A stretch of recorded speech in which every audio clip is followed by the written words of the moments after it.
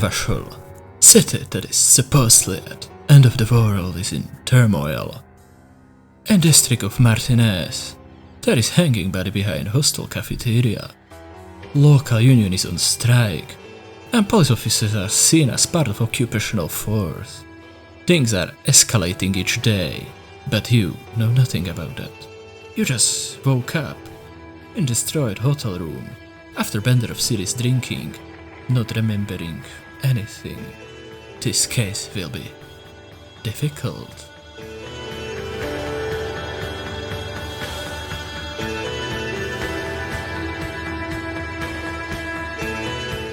Disco Elysium is an isometric RPG developed by the British developer that was founded by some Estonians. And it feels like it. Only Eastern Europeans are crazy enough to try develop something like this. Anyway, this RPG is different. Kinda in Planescape-esque way. Setting is still quite fantastic, but surprisingly different and down to earth.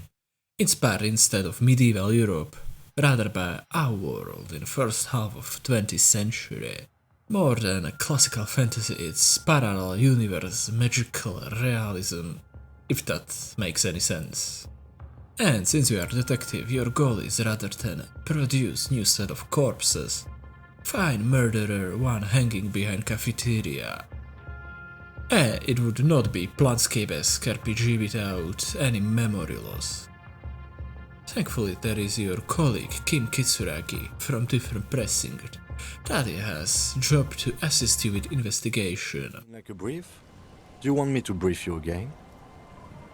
3 days ago, the RCM emergencies desk received a report about a security guard who was found hanged in Martinez. Kim definitely deserves to be at top of best companion list. He's really Silence. The air. one of the best written companions I ever saw. Down to earth, reasonable, smart, and it's simply pleasure to talk with him. I compensate that with fact that he is practically on the one in this game.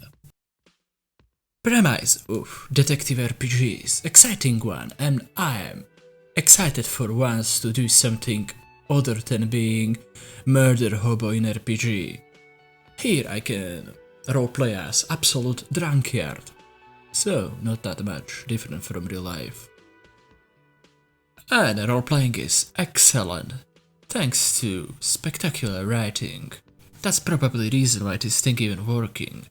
So writing is stellar, but it's not only reason why dialogues are so effective, it's also its structure. Unlike many CRPGs of CRPG Renaissance that attempts to replicate great stories of 90s by simply drowning you in paragraph of purposeless purple prose. While Disco Elysium broke down its sometimes staggeringly long dialogues into more digestible chunks. And also between lines there are also sometimes your skills. I'm not the boss. He's very animated all of a sudden. This is clearly a touchy subject. Game is trying to explore more inner life of your character in a way I never seen that before. And you can talk to your brain and with your skills. And brain of your character is acting like ADHD schizophrenic ridden maniac. Definitely unique experience. Longing, dancing to disco music. The character you play and your skills are deeply interconnected. Your character has 4 stats: intellect, psyche, physique and motorics. And each of these stats has 6 own skills. And each skill can come into play during dialogues. Some are helpful, like conceptualization, in which you can visualize what happened From the inside. at some places, or encyclopedia, skills that contains knowledge about realities of game world. Well, scrap that, most of the skills are useful if you have invested appropriated amount points in it. But unlike of other games that are all about getting these numbers up, Here, big amount in certain skills can be disadvantage. For example, authority can be quite useful to getting character spilled beans, but also high authority makes your character irredeemable asshole. In my first playthrough, I invested most of my points into Psyche, and I cannot say my character was exactly mentally stable. The blue heart. Oh, that's good shit. The thing is, failure is not exactly punished. And there are many ways how to go about things and set the Unnatural pressure or fail is spreading miserably. to your And left then, arm, of course, it's game your over. jaw. Your character has health and mental stability pool, or how it's called, morale. And if any of them is depleted, game is over. There is no traditional combat, but you can still die. One of the most comical death in this game was when I was killed by uncomfortable chair. Says nothing. He simply So gameplay consists of walking, talking, collecting items. Sometimes there is a slight logical puzzle that you have to solve, or totally ignore and find other solution. For example, I cannot pay for my room, and I cannot switch Tag Manager into discount. Well, what about running away? And what if during my attempt to run away my dice roll fails, and I ran into old woman sitting in chair? giving him the finger, furiously, with both hands. Why? Watch out! Each interaction has multiple options, and you will definitely not see them all in one playthrough. And effects of your skill on outcomes are massive. With physical force you can brute force some solution, and with Inland Island you are a fucking psychopath that talks with corpses. And it's really up to you how you solve this case. Well, until one specific moment. And that's one of my disappointments with the game. That in late game you have to do one specific thing to move things along. I was spoiled with how this game was non-linear reactive up this point, so this moment was slightly disappointing when it suddenly wasn't. Developers made things difficult for themselves with high quality before. Another interesting mechanic that comes into play is Thought Cabinet. You can imagine it as inventory for thoughts. So you can internalize some thoughts, for example, superstar cop, feminist, style socialist, or even fascist, and some truly weird thoughts. And each of these thoughts gives you some bonuses or penalties. There are also completely new options in dialogues. Really unique idea, and I wish it would be more utilized. Shame upon my race. I am not surprised. Is game perfect?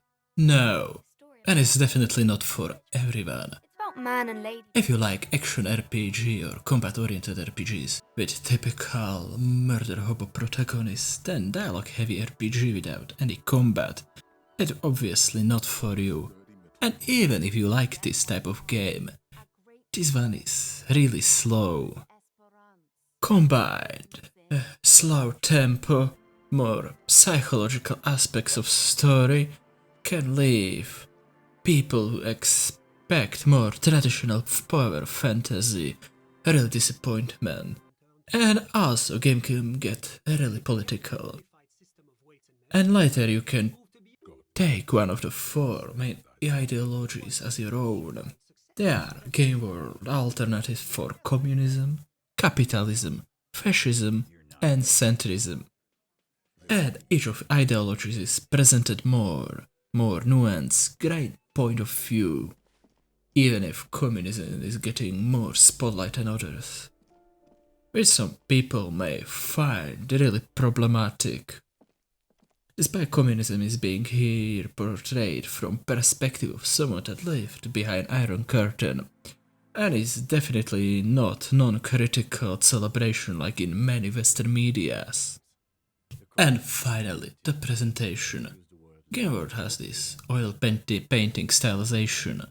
The game is looking great despite some noticeable graphical compromises like low poly character model. With director's cuts, all dialogues in the game are voiced, which is absolutely insane, since game has 350,000 lines, which is insane. For example, other voiced RPGs like Mass Effect 1 had only 20,000. Which is more shocking since voice acting is here actually great. Fuck, does Kuno care? The fuck about it? The South Island race. Haplogroup A4A. We are the future. I am... Music from band British Sea Power is also solid. What is not solid are loading times. Like many Unity RPGs, Disco Elysium has problem with long loading times, and before recent patches it could take about 5 minutes just to change location on SSD, which is insane. Or at least I personally had that problem, and by looking at Steam groups I was definitely not only one. Fortunately, this became less of issue with recent patches. Also, game kinda like leaking memory, so if you have only 8 GB of RAM, game after few hours can definitely noticeably slow down. So it's beneficial to have 16 GB of RAM for comfortable playing. Once again, question: is Disco Elysium worth playing? I think definitely yes. It's one of the most unique RPGs since Planescape Torment, and there are already games that are inspired by it. But as I said, it's not for everyone. It looks like there is binary options, either people love this game or hate it. In which of these categories you are, you have to admit this game is quite ambitious and something fresh. What is seemingly ordinary merges to something bigger and more meaningful. Tell about the redemption of finding yourself, and for that only you should give it a try. Who knows? Perhaps you will find your new favorite game.